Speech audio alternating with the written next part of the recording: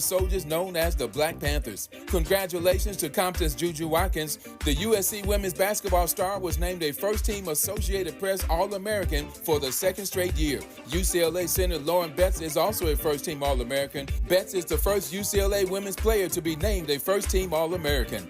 No debates, no speculation, just the info you need. That's your KBLA Sports Minute. I'm Ray Richardson. More news, opinions, and conversation when we come forward on KBLA Talk 1580. Hey, this is Zoe Williams, the voice of reason, and for over 20 years, Parkside Economic Development Corporation has served Leimert Park and surrounding communities, empowering tomorrow's leaders and changing lives. Parkside EDC has awarded over $400,000 in college scholarships while sharing economic principles of the Big Five of money with students and their families. Parkside EDC partners with organizations like the Brotherhood Crusade to assure our youth have the financial acumen to succeed. Parkside EDC provides families and businesses with financial insights, offering free online, on-site, and on-air B-Warp presentations. The Black Wealth Attainment and Retention Programs helps our community acquire, sustain, and pass down legacy wealth. High school seniors can apply for this year's scholarship awards at parksideedc.org. Scholarships will be awarded at Parkside EDC's Gospel/Jazz Brunch on Sunday, April the 27th. For details, tickets, or donations, please visit parksideedc.org. This is a community call to action from KBLA Talk 1580.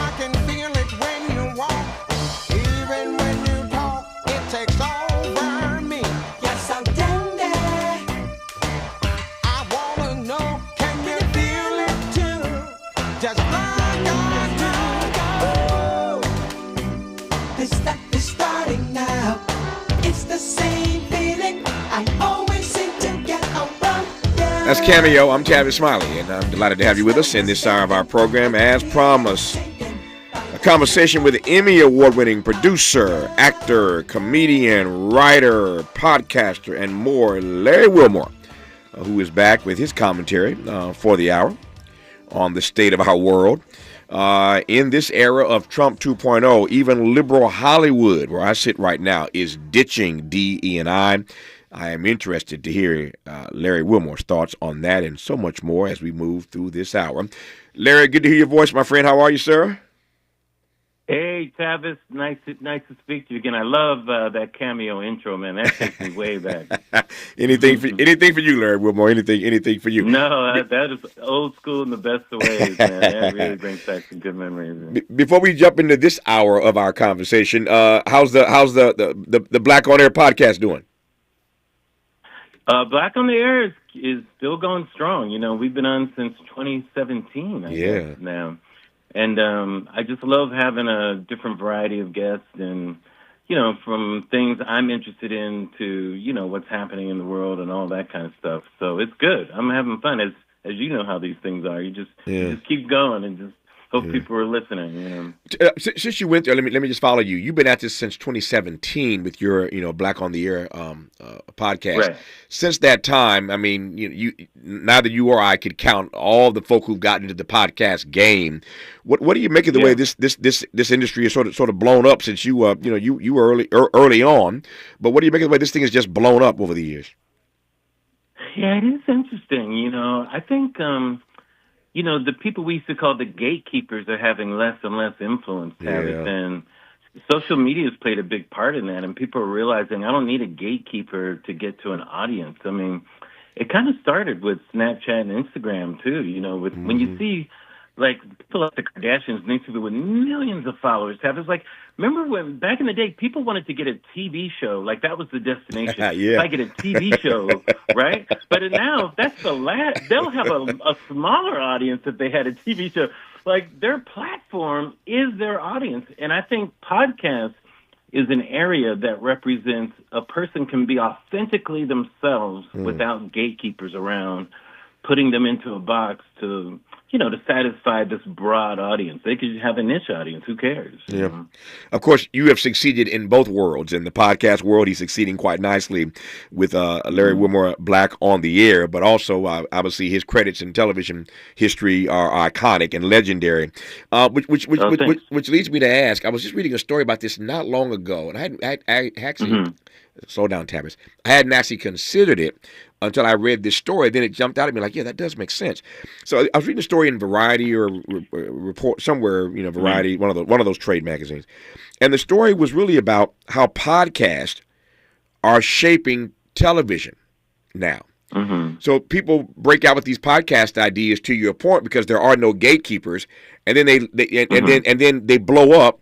And then Hollywood realizes this is actually a pretty cool idea, or what they're doing every week or every month is a pretty cool idea. And then before you know it, that podcast thing turns into television. It's not exactly the same parallel, but Issa Rae was online before she was on HBO, and so you're seeing that happen a lot more. What do you make of that? Of that reality that even though TV and Hollywood was there first, the podcast game is impacting it now. Yeah, well, the other way around on that is that these legacy places are spending less money for development. Right, okay? Right. So they want to have things that are already tested in the market, as opposed to taking a chance on talent or taking a chance on vision and the things that they used to do.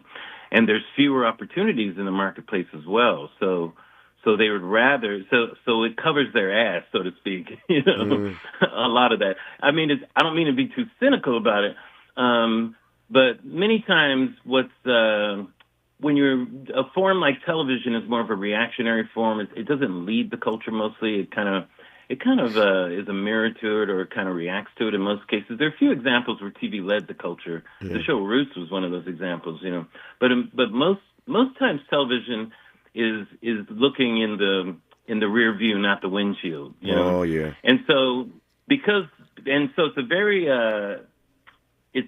cautious place. Television is very cautious. It's hard to get things that are different made. It's one of the hardest things. Like, people have no idea how hard it is to get things on where there's no example of it before. Yeah. So the executives in television, what gets rid of that fear is something that already works. Oh, that works already, and they already built an audience. Let's put that over here. So that's a different look at it, but it's not. It's good when TV has taken chances on people. It's always led to things that are innovative, that are even inclusive, those type of things that have broken barriers. It's always been because somebody in that network took a chance on somebody's different idea. And so that's getting less and less, and I'm afraid of that. Always love talking to Larry Wilmore. I learn stuff every time he comes on this program, and I'm going to learn a great deal more, as will you, as we move through this hour. I love his phraseology. Nobody turns a phrase quite like Larry Wilmore. The rear view, not the windshield. I wrote that one down, Larry. The rear view, not the windshield. To your point about CYA, I was online yesterday, communicating with a friend of mine who's trying to get a book deal, and asked me for some help, and I made some connections for this friend who's trying to get this book deal. And I said to him, I'm going to tell you right now, I think they'll like the idea, but the first question they're going to ask you is, what is your social media following? He said, huh? I said, Negro, I'm telling you, the first question they're going to ask you is, what is your social media following? I made the connection, I made the hookup, and sure enough, the first question they asked him, Larry, was, what is your social media following? They want to know that you have made this thing work already, or that you have a following, so that when they push this thing out, if they buy this book, that you have an audience of people that they know or believe are going to buy the book first, as they help you expand your audience. But it's all, as Larry said, it's about CYA. They want to know this thing has worked someplace else before they attach their name to it. I digress for now. There's a lot happening in the world, and I am anxious to get the opinion of the Emmy Award-winning producer, actor, comedian, writer, and podcaster Larry Wilmore when we come forward. Hope, agency, dignity. This is Tavis Smiley. Can you dig it? Come on! More honesty than you can handle. More empowerment than you can imagine. You're tuned in to Tavis Smiley. Stories are power. The Black Land Lost Narrative Archive Project is an effort to collect, preserve, and amplify stories of Black land loss. It will form an invaluable resource for scholars, authors, historians, educators, storytellers, policymakers, and change agents who wrestle with issues of restitution, reparations, racial inequality in home ownership, and the racial wealth gap. Through documenting stories of Black land loss, the archive will help demonstrate the magnitude of what Black families have lost and will continue the national dialogue to encourage paths to restitution, rebuilding, and healing. Support the Black Land Lost Narrative Archive Project by visiting www.blacklandlost.org or by donating at www.blacklandlost.org/donate. Spread the word to inspire awareness, activism, leadership, and change. And join us in making a lasting impact. This is a community call to action from KBLA Talk 1580. We've got your black. Make a move into a home of your own. With City National Bank's Ladder Up Home Loan Grant, you could receive up to $20,000 that you never need to pay back. Use it toward your down payment, save on closing costs, or to buy down your mortgage rate. Find out more at cnb.com/ladderuphome. City National, here for every stage of the journey. Property must be in a qualifying market in California, New York, or New Jersey. Additional terms and conditions apply. Not all applicants will qualify. Terms are subject to change without notice. City National Bank is an equal housing lender. Member FDIC. NMLS number 536994. Point. Hey, you okay? You don't normally miss those shots. Oh, I just haven't been as regular lately, and it's making me feel sluggish. You should try Metamucil. It's been a game changer for me. Metamucil's plant-based psyllium fiber helps trap and remove the waste that weighs you down. Ace. You're moving better than you were last week. Definitely. Metamucil keeps you moving. These statements have not been evaluated by the Food and Drug Administration. This product is not intended to diagnose, treat, cure, or prevent any disease. Learn more at metamucil.com. I occasionally have nerve discomfort in my hands, so the things I love to do... Let's play something, Grandma. ...became difficult as I got older. If you have occasional stabbing and burning in your hands and feet, try Nervive Nerve Relief. Nervive's clinically studied dose of alpha-lipoic acid reduces occasional nerve discomfort in as little as 7 days with continued daily use. Say yes to healthy nerves with Nervive Nerve Relief. These statements have not been evaluated by the Food and Drug Administration. This product is not intended to diagnose, treat, cure, or prevent any disease. Helping to make you the most knowledgeable person in your circle of friends. This is Tavis Smiley. Tavis Smiley and Larry Wilmore. And as I said a moment ago, there's a lot happening in the world, obviously, and I'm anxious always to get Larry's take on things. And so let's go, Larry Wilmore. I start with this. This notion of Hollywood even ditching DE&I to avoid the wrath of Donald Trump. There are a number of ways I could sort of unpack this, but you are in this industry, and so you know it better than most. But it's one thing for everybody else, or as we say in my neighborhood, everybody else running scared of Donald Trump. But we see signs that Hollywood is doing the same thing. Everybody's scared of this guy. And so even Hollywood, again, is starting to ditch in a variety of ways its commitment to diversity, equity, and inclusion to avoid getting in the crosshairs of one Donald Trump. What do you make of that? Well, I mean, DEI or diversity, equity, inclusion, however you want to say it, it's just a program. Mm-hmm. You know, Hollywood could just stop being racist, and that would be fine with me. You know, I mean, I don't require a program for them to do it. You know, there's all this hand-wringing. Like, Tavis, when people would say, you know what, Larry, when I read scripts and I'm hiring writers, I don't want to know what race they are. And I go, I do, because I'm going to hire some black writers in my room. You know, I'm going to make sure that I do. Yeah. So they could just stop being racist. That would be perfectly fine with me. I don't require a program to make sure that they're doing it and to check off every box. It's like, stop it with the checking the boxes. Just stop being racist. How about that? Yeah. Let's start there. Now we're off and running. I'm going to follow you as I always do, Larry Wilmore. Right. So when you say that Hollywood could stop being racist, just give me, Right. a couple of examples of what you mean. And I don't mean, I'm not trying to be too granular here, but I am interested as to how you define racism in Hollywood. Well, they're telling us that they are. If they need all these things so they can have diversity, equity, and inclusion, why isn't it already happening? Yeah. That's your answer. There's something preventing it from happening already. Why is it not already in place? Yeah. So what's preventing it? Maybe it's racism. I don't know. Maybe it's people's views about things. Stop doing that. Just stop it. Yeah. I'll give you an example from back in the day. Sure. So when I started being my early days as a showrunner, Tavis, this is in the 90s. One of the reasons why I wanted to really be a showrunner, first I was inspired by people like Keenan Ivory Wayans, people I had worked with, that sort of thing, people who were what I call controlling the narrative. But they weren't just controlling the narrative. They were also in charge of hiring people, which is a very important position. Now, in those days, black writers were always thought as less than white writers. Didn't matter before you even read a script. They would put black samples in a pile to be read, maybe as a diversity hiring this. This was such a racist practice. And I made it my mission to elevate not only the positions that we have in the business, but also how our shows are viewed. So, like, when I won an Emmy for the Bernie Mac show for writing, that was important, Tavis, because that's a category that was hard for us to penetrate. It's called an elite category, code for, you can't just be funny. You got to be smart. You have to raise the level. And it took 20 years for Quinta to be the second black person to win that, by the way.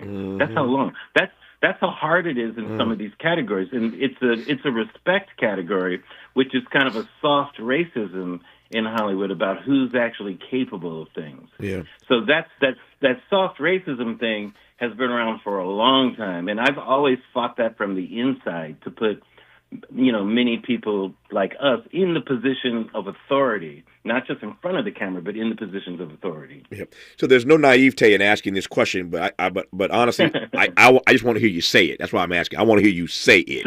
Sure. So here's my question. Why is it that of all the things that one could do in Hollywood, they want to keep black people out of the writing room? Because the respect wasn't there. Like some of it is it's cultural vanity. Some of it is, like white people only felt that white people could write white people's stories, but white people were perfectly fine writing black people's stories. There's nothing wrong with that. Yeah. So you never saw a black writer on a white show, but there were always white writers on black shows. And so I remember when I was doing PJs and Bernie Mac show, when they'd say, Larry, how many black writers do you have? I said, ask friends how many black writers they have. I'm the one that has black writers. I'm the one. I am the show that has them. Don't ask me how many. Ask Frasier, ask Friends, ask Seinfeld. Ask them how many. If you don't want to ask them, I can give you the answer. I'm happy to give you the answer. I said, so it's a cultural vanity of feeling that, they can't do this, but we can. Of course, there's no problem with us doing it. Yeah. Again, no naivete here, but it amazes me that they hold on to this notion in a world that is more multicultural, multiracial, multi-ethnic than ever before, and yet they don't feel like they're losing something. Here's my point. My point is, it's one thing to leave someone on the outside if you think that they're being on the inside doesn't advantage you in any meaningful way. But in this moment, where the world, again, is more multicultural, multiracial, multi-ethnic than ever before, I don't know how you can be stuck on stupid and believe that by leaving them on the outside of the writer's room that you're somehow being benefited by that. I don't get that thinking. Well, if I'm going to be fair, things have gotten better in that aspect. Right. Like I was saying, part of my work was trying to break down those walls. But it is better. It's better in the executive ranks. It's better in the writers' rooms because now those feelings aren't the same of what they used to be. But they were pervasive for a long time, Tavis. So that's because they're pervasive for a long time, sometimes, these programs come up to kind of combat that big wave that was there before. But now that wave may not be as big. So sometimes people can look at things like DEI and it can seem like an overreach, but they forget the context from which they were first started. That context is forgotten. Like when you see what's happening in the government now, you know, like the whole Jackie Robinson thing. Yeah. I couldn't believe they were trying to erase him, you know, and what was significant about Jackie Robinson's story. And some of it is even the way things are phrased. Like when they say, because I'm a wordsmith, Tavis, I always think like this, so forgive me. Like when they say, Jackie Robinson broke the color barrier, I said, no, that's not what happened. Baseball stopped being racist. Baseball decided they weren't going to be racist anymore. Yeah. And because it wasn't like the color barrier, it's not like the sound barrier, like he had to be this extraordinary pilot in order to break that color barrier. No, they decided we're not going to be racist. Branch Ritchie decided that, because here's the thing. Please listen to this. Here's what they want to get rid of when they want to whitewash the past. It's the context of these things is so important. Jackie Robinson couldn't play in Major League Baseball, and blacks couldn't play in it because white people said, I don't want to play with niggers. That's what they said, right? I didn't say this. That's what they said. That's right. In the military, blacks couldn't serve with whites because white people said, I will not serve next to niggers. That's what they said, okay? So these things, now this is harsh language. It's hurtful language, but yeah, imagine being on the end of that. Context is important. Look, if you're going to weaponize identity in politics and stuff like that, I understand why that can be too far, but you cannot erase identity in the context of history. You can't. Yeah. You can't just say in the Holocaust, 6 million humans were killed. That gives us no context for that. It makes no sense. Yeah. If you just said they were killed in war, that doesn't give us any information. But if you know why the Jewish people were targeted, that's important information. You don't want to leave that information out. Yeah. You got me thinking here, Larry, as you always do. So let me ask a broad question, and I'm asking it broadly, unapologetically, to give you all the canvas you need to paint, as you will. So just talk to me about the way you are seeing, hearing, watching, witnessing the use of language in the era of Donald Trump. In Trump 2.0, just talk to me about his, or anybody else's for that matter, the use of language right about now. Okay, so here's what's really going on. So, white grievance has not had a form of acceptability and respectability for a long time. The 60s might have been the end of that, and George Wallace may have been the last avatar of that. And then he even turned around, people that remember George Wallace. Trump is the first one that has given and I use respectable in a colloquial sense, a respectability platform for white grievance. And that's what you're seeing being played out right now. Right. And by the way, there's always a little bit of truth in these things. Like even with Trump, like my joke about Trump is like, Trump's not wrong about a lot of things. He's just so far from right. It's like we have to measure the distance from right that he is rather than say he's wrong. Yes. Like if somebody said, during slavery there was 0% unemployment for blacks, he said, you know what, you're not wrong, but let me tell you how far from right you are. You are so far. Your football field from right. So in white grievance, there is some truth in that. There has been some anti-white rhetoric that's been out there that I've talked about, but it doesn't mean that. But then now that white grievance has a respectable platform, all of the white grievance comes out. So it's like a flood of it. And it's like, okay, all right, you're on the couch. We'll see what's going to happen now. I've said already 2 or 3 times. Nobody turns a phrase like Larry Wilmore. You're not necessarily wrong, but you're so far from right that so far from right. So let's stop arguing whether you're wrong or right. Let's just say how far from right you are. I love it. It's a distance conversation is really what we should be having. Because here's the thing. Listen to the arguments. They say Trump's not wrong about immigration, and you won't win that conversation if you say he's wrong about it. Yeah. But if you say, okay, I agree with you, he's not wrong. Now let's discuss how far from right he is. You got me thinking, as always, Larry Wilmore. You got me thinking. There was a piece I was reading again last night. I'm up late reading every night, getting ready for this show every day. But I was up reading this piece last night that really fascinated me. And so I got to ask Larry Wilmore about this. So the piece is titled, Trump Took Over the Kennedy Center, but Silencing the Arts Will Not Be So Easy. Trump took over the Kennedy Center, but silencing the arts will not be so easy. A brilliant piece written by a woman named Alyssa Solomon, and this is in The Nation magazine. The Nation magazine, Alyssa Solomon is the author. If you want to read it, once again, it's called Trump Took Over the Kennedy Center, but Silencing the Arts Will Not Be So Easy. So there are two questions I'll get out of your way. The first is, what did you make of Trump saying, I'm going to make myself the head of the Kennedy Center, number one? Right. And number two, that issue she lays in on, which is that silencing the arts doesn't happen so easily. So take it as you will, Larry Wilmore. Yeah. Well, the Trump thing is just pure narcissism. That's what he operates out of anyway. You know, that part is easily understood. But the other part, I kind of disagree with her premise there. It's not silencing the arts. It's what I said earlier. It's who gets to control the narrative. Mm-hmm. Now, the left has controlled the cultural narrative since the end of the 1960s. Before that, the right had control of the cultural narrative. Even if you look at Hollywood and all the Hays codes and the production codes and all that thing was the right's control of culture. You know, what you saw, even with war, images you saw in war, you know, conservative culture had a hold. Conservatism had a hold on the culture probably until the end of the 60s when the left kind of took over the culture. And so the left has been in charge. And by the way, some of my critique of the left is because of the bubble they've been in for so long, you know, being the vanguards and the gatekeepers of the culture for so long. You can be in that bubble and not realize some of the blind spots and excesses. But one of the things that the right has been trying to do for a long time is to get a say in the culture, the culture at large. Right. And so when you hear things about Joe Rogan or some of these comedians, and nothing against Joe Rogan, I'm not making a negative comment. Sure. But some of these things, these are cultural conversations, Tavis, to have respectability in the mainstream culture.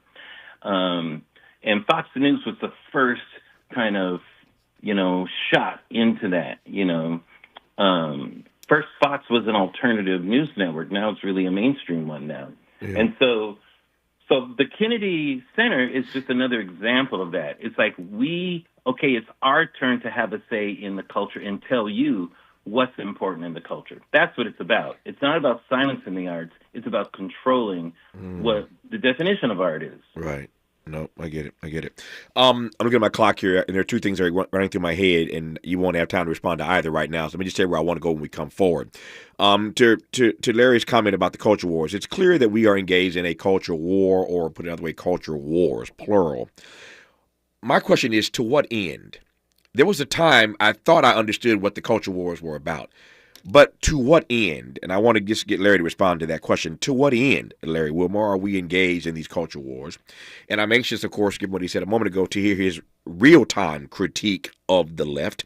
We were discussing that earlier in today's program. I want to hear Larry Wilmore's take on his critique of the left. A great deal more to cover with Larry Wilmore when we come forward on Tavis Smiley. What's your quarrel with the world? You're listening to Tavis Smiley. With Progressive's Name Your Price tool, you get coverage options based on how much you want to pay for car insurance. And then you decide how to spend the rest of your money, because you're in charge. Today, you're going to pay down your credit card bill.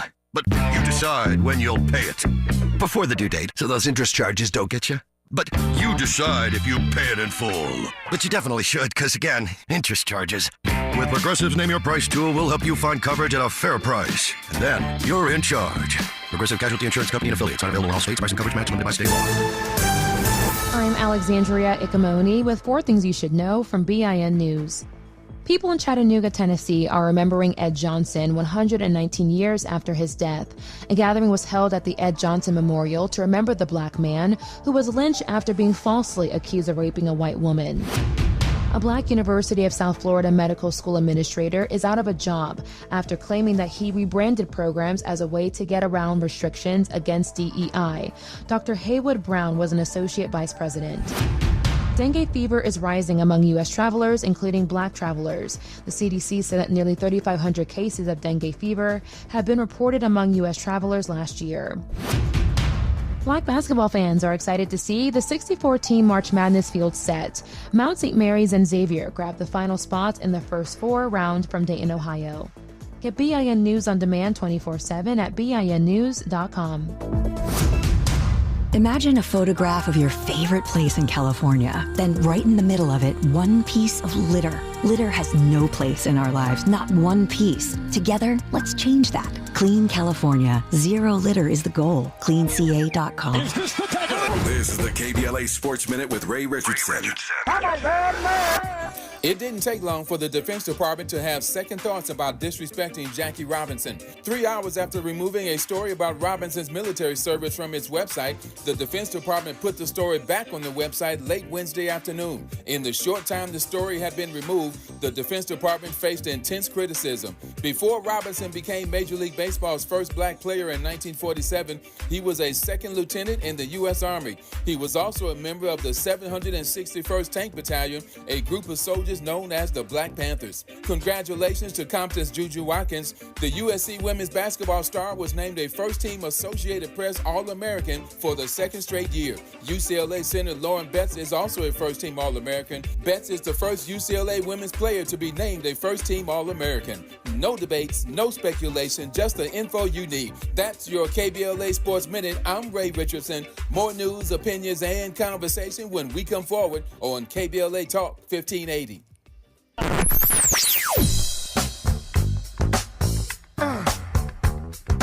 This is KBLA Talk 1580. Talk radio. That's music to your ears.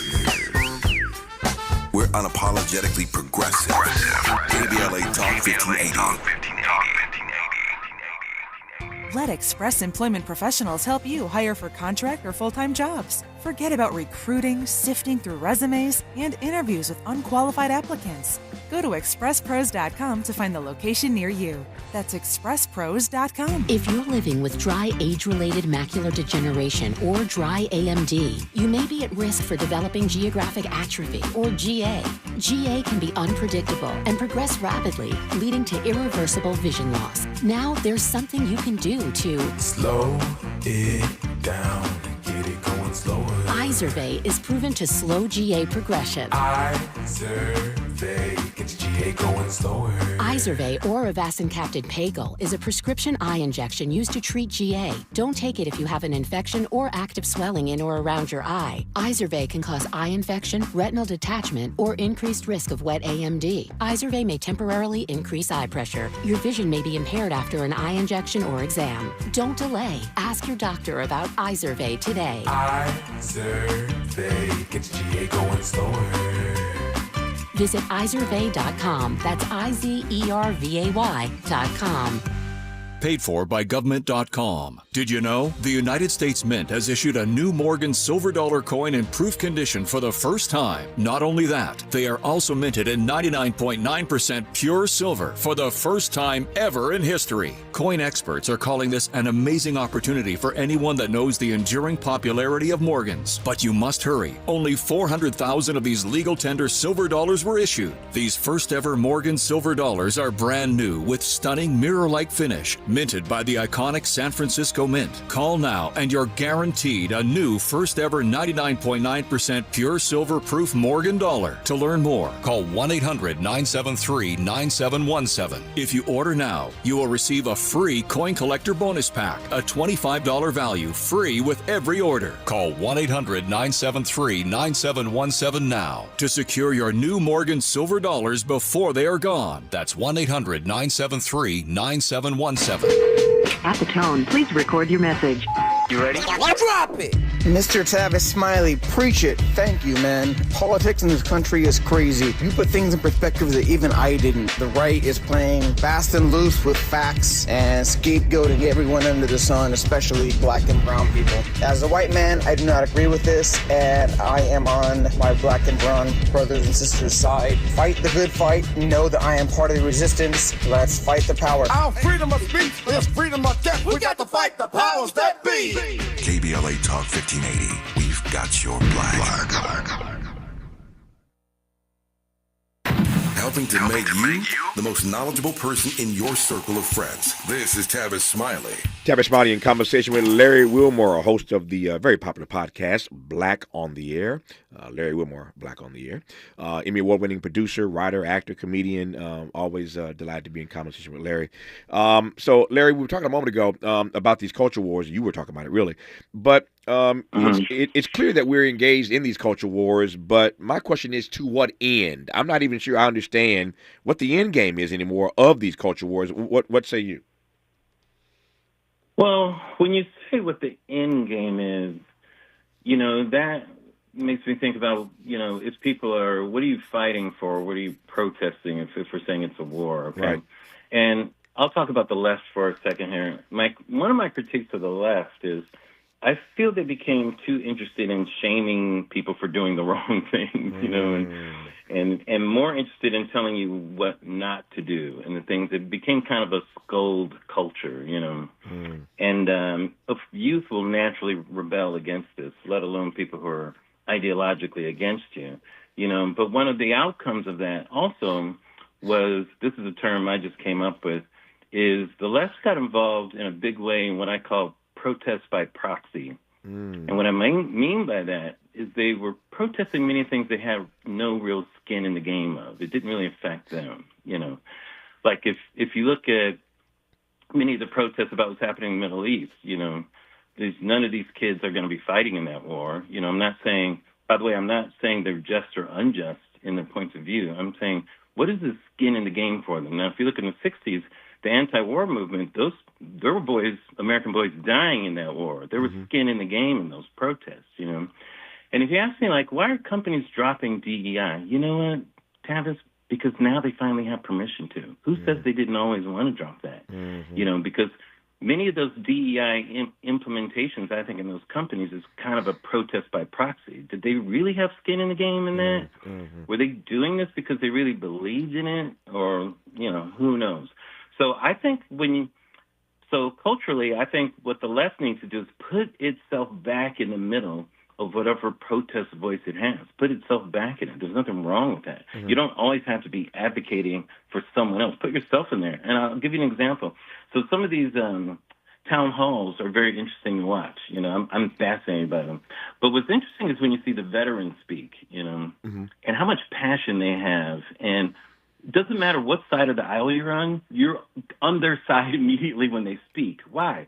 Because they have skin in the game, Tavis. They are speaking eloquently because they have sacrificed for this country, and now something's being taken away from them easy for us to understand. It is not protest by proxy. They are in the middle of that, and that's why people have to listen to them, So to me, we'll see what's going to happen. I mean, this is going to be a long time. The left is going to have to take a few lumps here as the right does what it wants to do. But the good news in that, I think there's a chance to kind of reassess and do some examinations and for new, fresh leadership to come out. I think we need a big youth movement in the party. I know you've talked about that too, and who are those? And I think some of the voices coming up, you'll see that a lot of them will have personal skin in the game. They'll have personal stories that will get us involved in what they're doing. Yeah.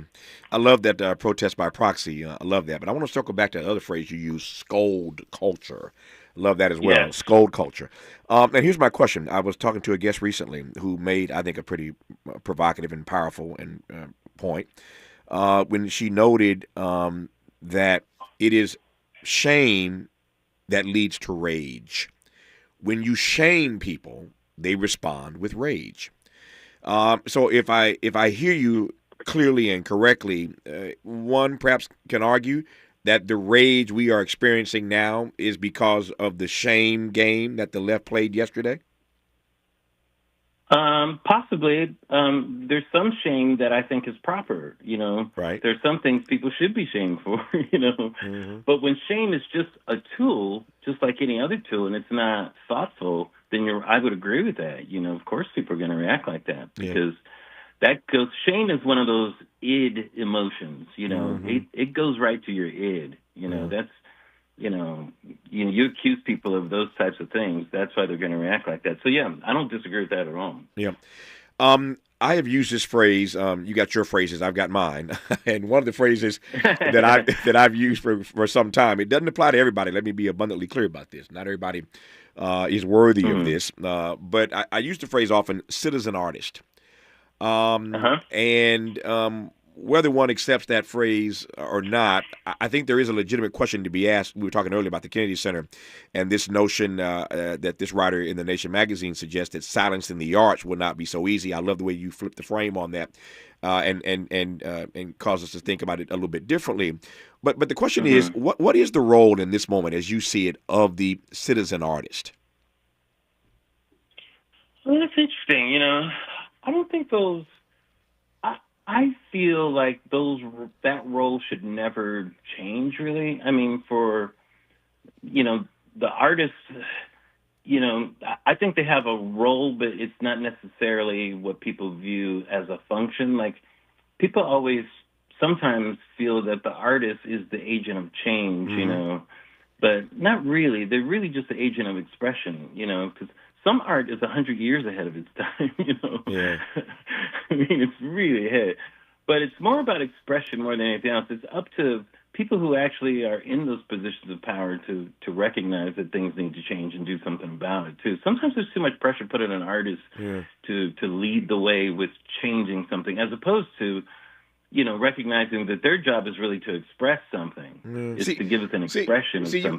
You would use the word expression. I don't mean to cut you off, but you use the word expression. I would use the word truth. And I believe that artists, and I just said the other day on this program, that if you were to ask me, and I've been asked this question when I've been interviewed many times, the people I love talking to the most are artists. That's why I love talking to Larry Wilmore, right? I love talking to artists because at their best, they are open, they are transparent, and they make you think, right? So I've always believed that artists, at their best, artists are the gatekeepers of truth. Used the word gatekeeper earlier in this conversation. I see artists as the gatekeepers of truth. You see them as, your word was expression. I think it's more than just expressing themselves. I have always looked to artists to be the gatekeepers of truth. Am I putting too much on it? Well, the problem is sometimes truth has different definitions depending on what your starting point is. I would, if I'm, just to be contrary, I would say maybe they're the gatekeepers of clarity. Like maybe their job is to give us clarity around something. It's one thing because, when we say truth, what are we talking about? But if we say clarity, something is more ingrained to you on a cellular level, like understanding what hot and cold is, you can say is the truth, but clarity is feeling hot. And understanding the distinction, that's what clarity is, And so real significant artists give us clarity about the situation, and make it unmistakably clear, what is the thing that they want to express about it, and how that's going to hit us. I'm not going to argue against saying truth, but it's just not a word I would use so much for that because it's too misused, what truth is, No, I received that. Larry Wilmore is our guest. More to cover with him when we come forward on Tavis Smiley. Interrogating and unpacking. That's what we do around here. You're listening to Tavis Smiley.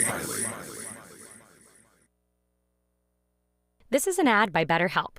Think about your mentors and idols, the people who inspire you the most. While it may look like they have all the answers, they don't. But they do know when to ask questions and seek the support they need. In a world that glorifies hyper-independence, it's easy to forget that we're all better with a support system. Therapy is a great way to find a consistent source of support in your life, so you can break free from the outdated belief that seeking help is a sign of weakness. BetterHelp has experienced therapists ready to help you with challenges ranging from anxiety and depression to relationships and stress. It's convenient, too. You can join a session with the click of a button, helping you fit therapy into your busy life. You can even send your therapist a message anytime something comes up. Build your support system with BetterHelp. Visit BetterHelp.com/ABCRadio today to get 10% off your first month. That's BetterHelp, HELP.com/ABCRadio. We asked seniors how to prevent Medicare scams. My best advice, if you get a phone call, do not talk to the person. These people are well-trained. Don't talk to them. They don't know me. They're just trying to scam me. Don't be fooled. Hang up. Just hang up. Never give out your Medicare number. They're going to get your number to put in a false claim. If I get a call from someone, I don't pick up the phone. And should I pick up the phone and they ask for information, then I hang up. How do you detect Medicare fraud? Just like I check my credit card statements, I check my Medicare statements monthly. Scammers can get a hold of your number, order medical devices through your account, and you're not even going to know about it if you don't look at your statement. Check your statement every month. If you get your statement and you see something that you know you did not have done, you report it. Call your senior Medicare Patrol.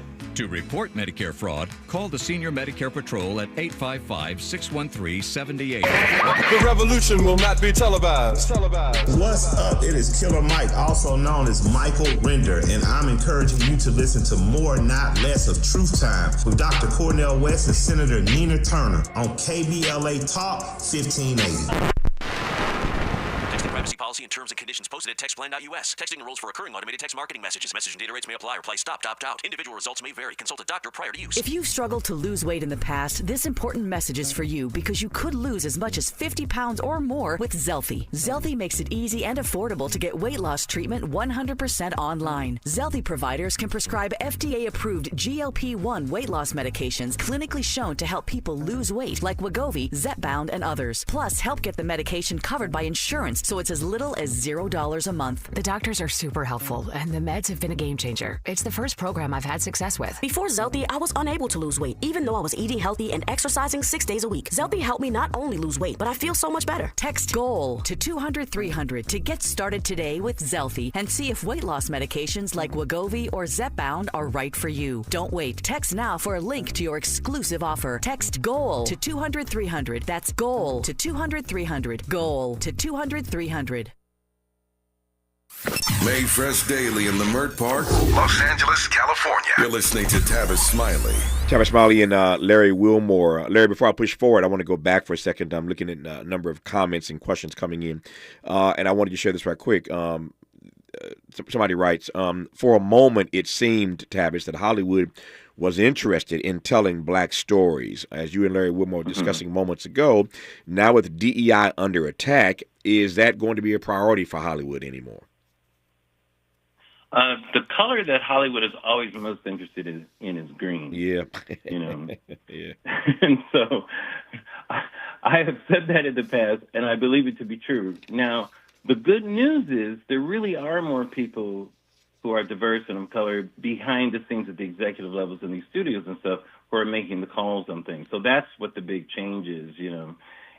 But it's really going to come down, it's really going to come down to what is going to make them money. And so there's more of a proving, as you were saying earlier, Tavis, about how people have to use social media now. There's more of this outside proving element more than anything else that's happening, you know. Yeah. This just fascinates me, and I'm curious to get your read on it, Larry Wilmore. And I've been thinking about this for days now, knowing that you were going to come on. Yeah. But if you walked into speaking of the writers' room, or let me come out of the writers' room and go to the pitch room. If you walked in to pitch this story of what's happening right now, they would not just laugh you out the room; they'd kick you off the building and out the lot. There's no way you could have sold this story to Hollywood that we are living through in this moment. What do you make of that? Take it any way you want to take it. Yeah, I mean, you're right. They always say that truth is stranger than fiction, you know. And these days there's so much that's surreal. It's just, it's hard to get your head over. I wanted to clear up a point I made earlier about truth versus clarity. Sure. You know? I'm going to give you an example because you just played one of my favorite clips. Gil Scott Heron saying the revolution will not be televised. Right? We can both agree that was an artist speaking. Right. Right. So now, if I said he was speaking the truth, he might come, yeah, okay, so yeah, that could be truthful. The revolution will not be televised, maybe, or maybe it's not. I'm not sure. It could be true. But when I say it's clarity, I have to answer a bigger question. Well, what is he telling us? What are we being clear about? That the revolution will not be beholden to anything you deem as important or relevant. The revolution won't require TVs to be relevant. Like, that's clarity. That gives me a different understanding of the revolution. That's what I mean, as opposed to just exposing the truth. I receive that. I'm going to push back because obviously you're with clarity and I'm with truth, so I'm going to push back on that. This reminds me, actually, very, very quickly, it reminds me of, and this audience has heard me say this before, so Maya Angelou was like a godmother to me, and we had Had an abiding friendship for 27 years. You talk about clarity, Tavis. Yeah. That woman was there you the go. avatar of There you clarity. go. There you go. But she and I had this debate for literally 27 years about what is the greatest virtue. She posed this question to me when I was a kid traveling with her in Africa. Her question to me, she called me Young Tavis at that time. She said, "Young Tavis, what say you is the greater of the two virtues, love or courage?" And for 27 years, Larry, 27 years, every time we got together, we picked that fight up right where we left it. Her answer was courage, and I took love. And we went back and forth about love or courage as the greatest virtue for 27 years. I see now that Larry Wilmore and I, for the next 30 years, are going to be debating truth versus clarity. So he just gave you more on clarity. When we come forward in our remaining moments with him, I want to punch back or push back and tell you more about why I picked truth. You're listening to Larry Wilmore on Tavis Smiley. For all the freedom-loving folk, this is Tavis Smiley. I feel like freedom.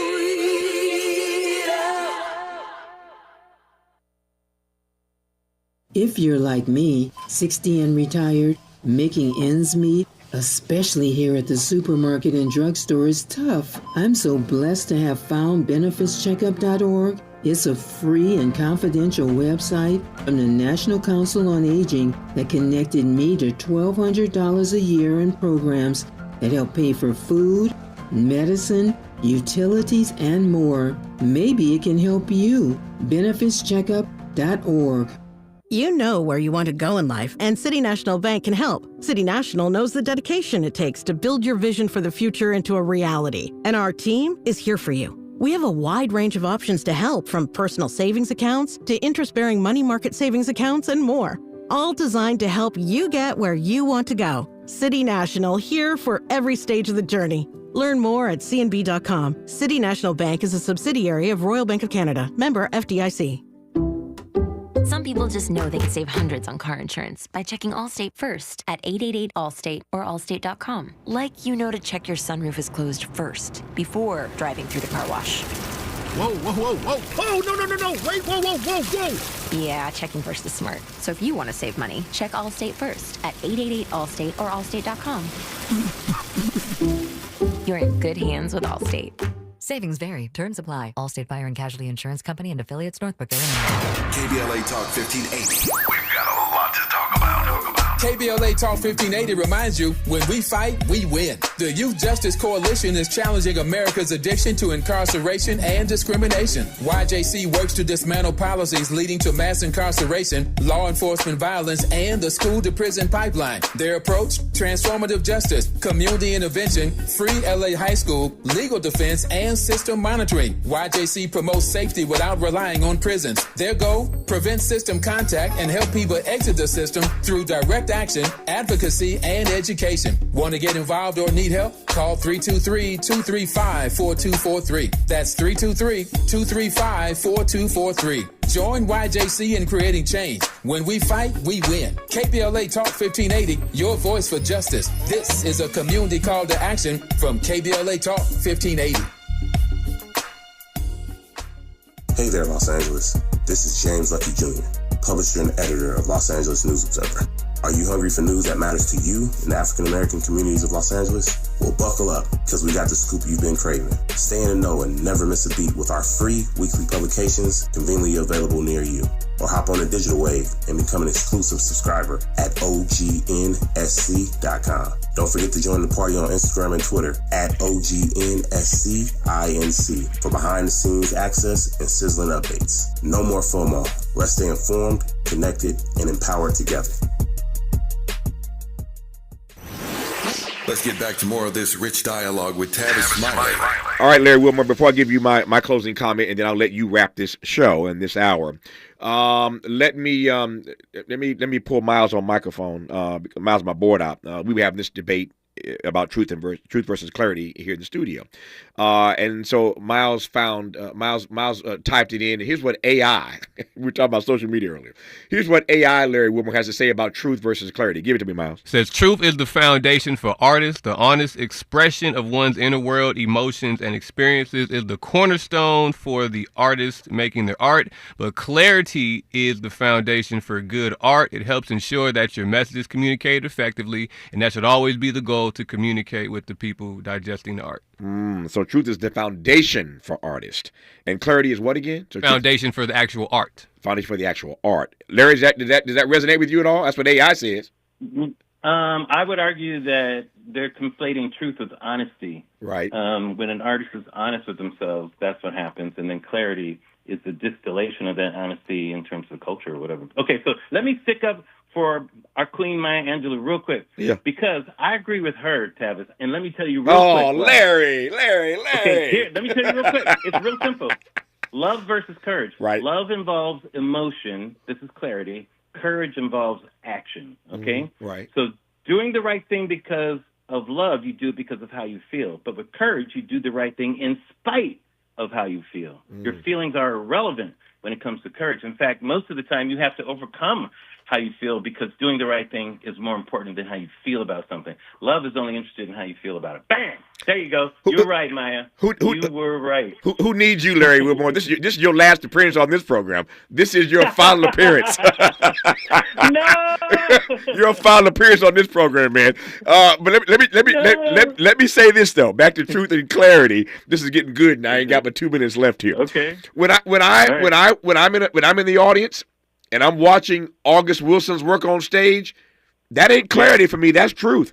When I'm watching Eugene O'Neill's work on stage, that's truth. Yeah. When I'm listening to Stevie Wonder, when I'm reading Toni Morrison, when I'm listening to Richard Pryor or Larry Wilmore, even in this conversation today, this wasn't about no clarity, Larry Wilmore. You were speaking truth. Yeah. I'm not going to argue with. I'm not going to argue with that. I hear your point. Maybe it's much ado about nothing, but I think language does matter. I think words matter, and I think that artists at their best, let me put it this way, artists at their best ought to be aiming for truth. That's the goal for me. I mean, if we land at clarity, I can live with that.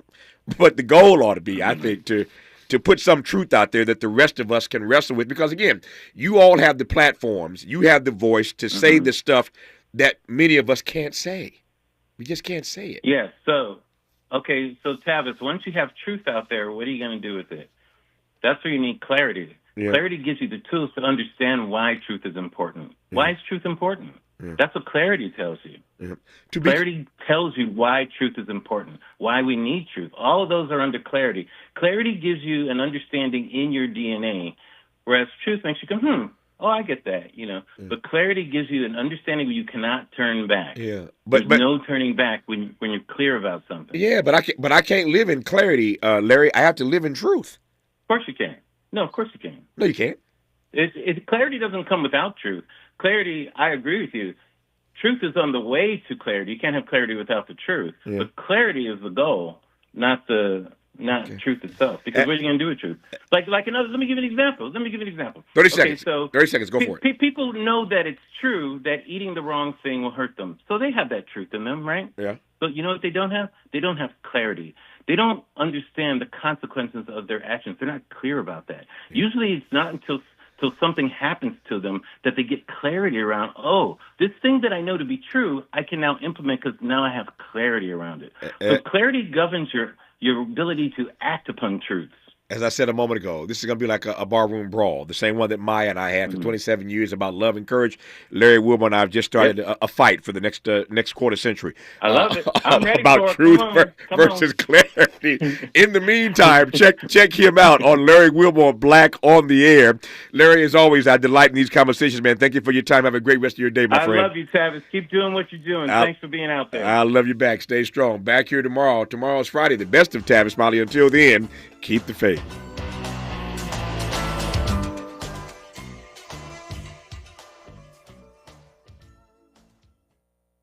KBLA 1580 Santa Monica. I'm Alexandria Ikamoni with 4 things you should know from BIN News. People in Chattanooga, Tennessee are remembering Ed Johnson 119 years after his death. A gathering was held at the Ed Johnson Memorial to remember the black man who was lynched after being falsely accused of raping a white woman. A Black University of South Florida medical school administrator is out of a job after claiming that he rebranded programs as a way to get around restrictions against DEI. Dr. Haywood Brown was an associate vice president. Dengue fever is rising among U.S. travelers, including Black travelers. The CDC said that nearly 3,500 cases of dengue fever have been reported among U.S. travelers last year. Black basketball fans are excited to see the 64-team March Madness field set. Mount St. Mary's and Xavier grabbed the final spots in the first 4 round from Dayton, Ohio. Get BIN News on demand 24/7 at BINnews.com. Imagine a photograph of your favorite place in California. Then right in the middle of it, one piece of litter. Litter has no place in our lives, not one piece. Together, let's change that. Clean California. Zero litter is the goal. CleanCA.com. This is the KBLA Sports Minute with Ray Richardson. The Lakers will have to play tonight's home game against Milwaukee without Luka Doncic. Doncic has a sprained right ankle. He played 32 minutes Wednesday night and the Lakers win over Denver. The Lakers want Doncic to sit out tonight to avoid further injury in a back-to-back game. LeBron is also out tonight. No word yet on LeBron's status. LeBron has been out since March 8th with a groin injury. The UCLA men's basketball team plays their first game tonight in the NCAA tournament. The Bruins, a 7th seed in the Midwest Regional, face number 10 Utah State in Lexington, Kentucky. 6:25 p.m. tip-off on TNT.